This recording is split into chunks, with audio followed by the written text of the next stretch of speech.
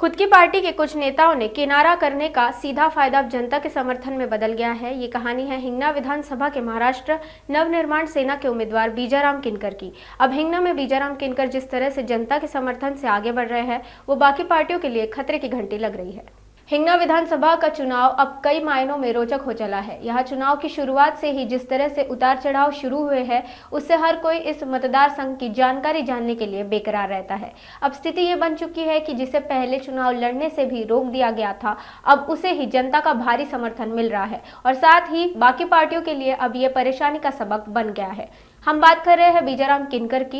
हिंगना विधानसभा में जिस तरह बीजाराम किनकर का कद बढ़ा है, उससे हर कोई अब उनके प्रचार में जुड़ रहा है। आज से कुछ दिनों पहले पार्टियों के स्थानिक नेताओं ने उनसे चुनाव में नाम वापस लेने के लिए पत्र निकालकर उन्हें चुनाव लड़ने से मना करने का प्रयास किया था, लेकिन बीजाराम किनकर ने उनको सीधे तौर पर मना कर खुद के स्वाभिमान और कार्यकर्ताओं के साथ गलत ना हो, इसलिए चुनाव लड़ने का फैसला किया।